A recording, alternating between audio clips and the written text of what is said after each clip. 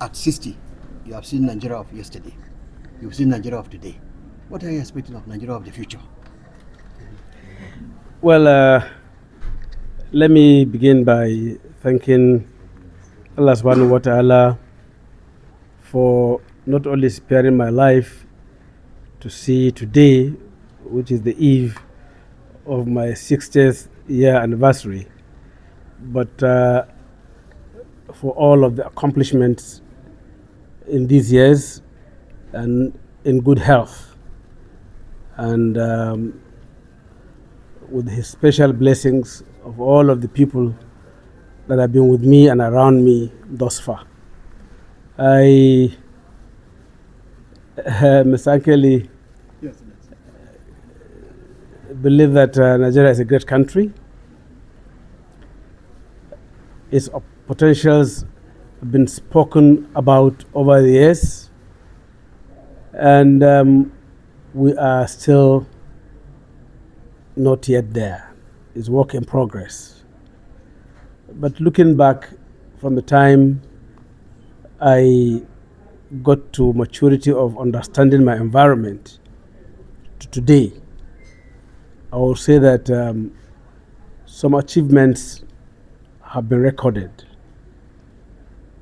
but not as expected. And there's a lot of work to be done.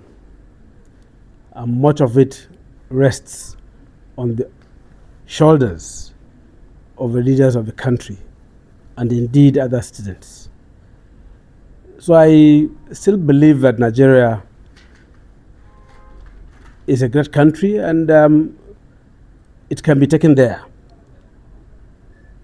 At the moment, what we desire and what the country is yearning for is selfless leadership that is focused on its development and care and concern for its people. So the future of Nigeria is really very great. Okay, thank you. For up to half of the years you've lived impactful on this planet Earth, you've been into public service. And there is always this pledge that the youths are the future of tomorrow. And in the Nigerian scenario, does the leaders of today believe in that ideology of creating chances for the youth to lead the country tomorrow?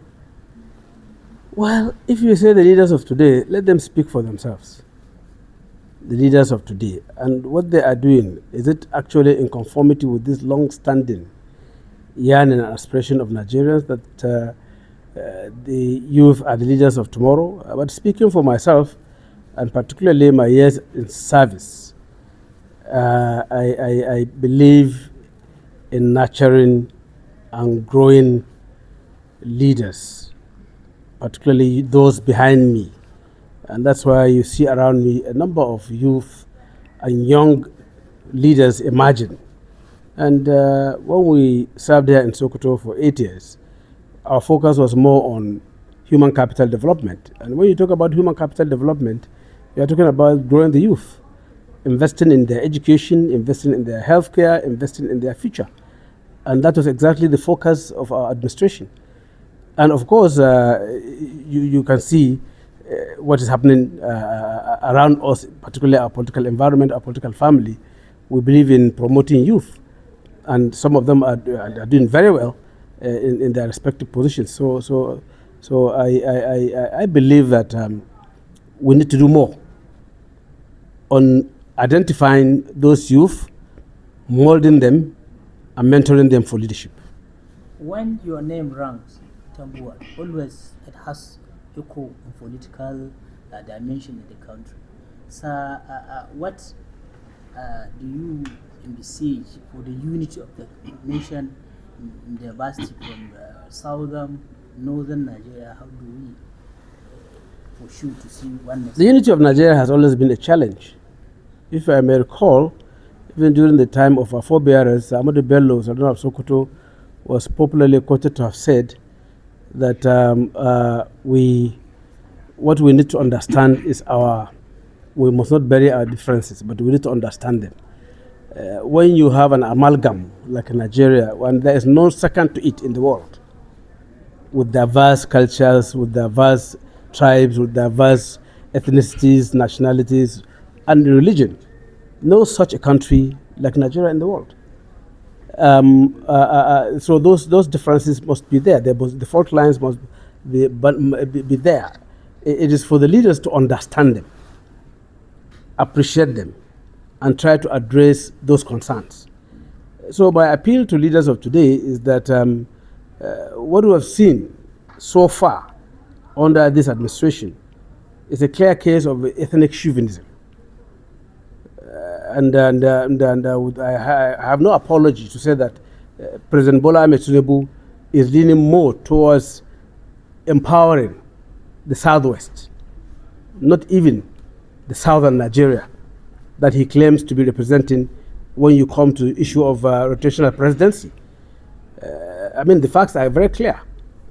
And even in the Southwest, if you ask them, they'll tell you it's all about his Lagos cocoon. It's not about even the Southwest itself. So there is a lot of widening rather of this issue under the current administration. So President Bola Tinubu should needs to really refocus his vision and programs on Nigeria, so that these fault lines may be addressed and the gap may be reduced. Based on your season as the Speaker of the Federal House of Representatives, we have seen how you have done a lot in trying to modify the nation to be in one state. What do we envisage, we expect now, being in the political arena, to replicate this for the unit of Nigeria? Well, maybe I can say that's why we're still where we are, beginning again, as some of our leaders used to say, begin again. And that's what we are doing in the coalition, trying to really work together as Nigerians and bring everybody on board that is concerned about the unity of this country, its progress and development. And then that's what I see coming out of what we are doing as a coalition and what we are doing as a new political order. Not completely new, because the people are not new, but trying to rebuild the confidences around all of us political leaders and the citizenry, so that the connection may remain between leadership and the rest members of the Nigerian society. Okay, lastly, sir. Do you see this coalition as capable of unseating the current government come 2027? By the grace of God, you can see clearly now. All the signs are there. Why are they being panicky, cajoling, intimidating, harassing governors to join their political party? I mean, this is what they started right from when cases were in Supreme Court. We were aware that the presidency was involved in midwifing a process whereby every governor was returned, even where there were clear cases of injustice, miscarriage of justice. All the 36 all the governors who had cases at the Supreme Court, it was clearly negotiated, and then intervention of President Bola Tinubu made them to continue, and that's why they feel morally obliged.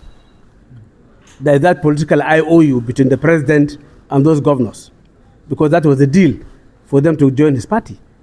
That's not democracy. That's not politics. And when governors are defecting the way they are defecting, I defected as a governor, but I didn't defect to President Buhari's political party, even though I was as governor from the Northwest. Out of my conviction that his administration was drilling, I left and joined the opposition in an attempt to re-establish clear, proper democratic ethos and democratic governance in Nigeria. But when I see governors running away from their political party simply because they want to go and align with the center and belong to the center because they believe that they are going to write results for them, it's bullshit. Nobody is going to write any result this time around. Nobody. We are ready and prepared to go through an electoral process that must be free and fair. And any attempt to write any result will be resisted lawfully and constitutionally.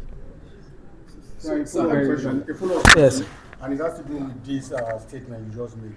We've been interacting with people in the state here. They are actually waiting for you.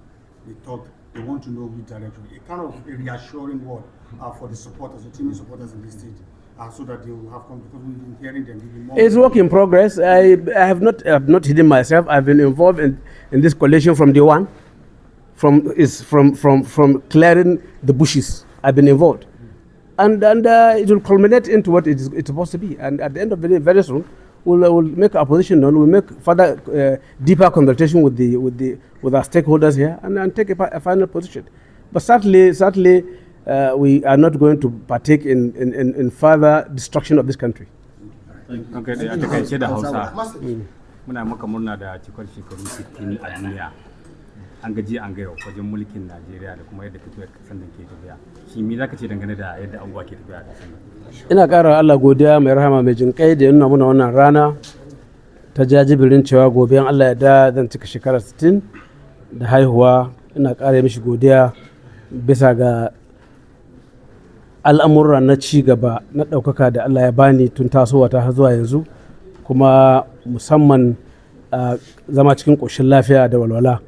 To da Allah kuma muna ganin abin da ke kawo a Najeriya a matsayinmu na jagorori waɗanda ke da